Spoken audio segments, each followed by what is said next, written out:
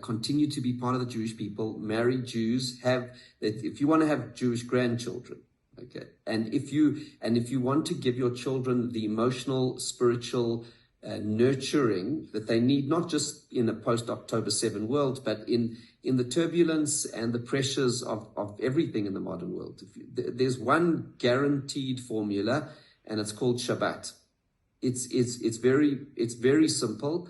But when I say Shabbat, it's like all in. A Friday night meal with the family is great, okay, with the candles and kiddush. That's a great start. But it's not the full Shabbat. Full Shabbat is sunset on Friday afternoon to stars out on Saturday night.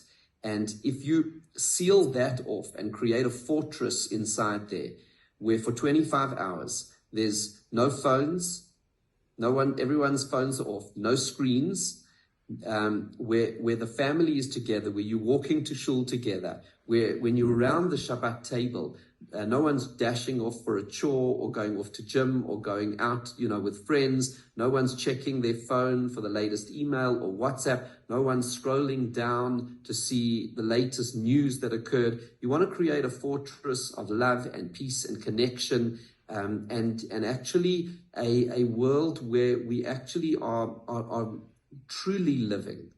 That when I say, so much of the world today is happening virtually, where children are sometimes forgetting what it is to play, what it is to talk, what it is to, and not only children, but parents. That there was an interesting survey that was conducted, and I heard from Dr. David Pelkovitz a few years ago, a professor of psychology at YU.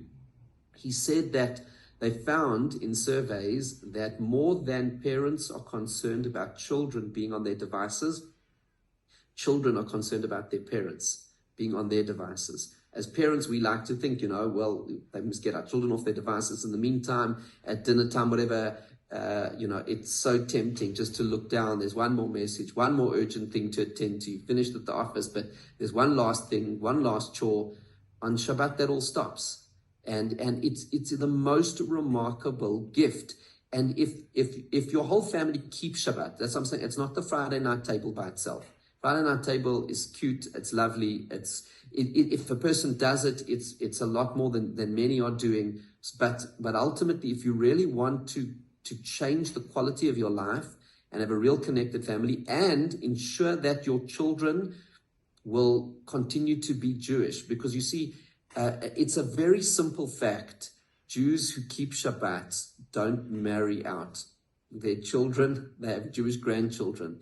It's a simple fact, because then when the whole family is keeping Shabbat, that means when your children grow up and they want to find a home, they're going to look for a home that's near a shul.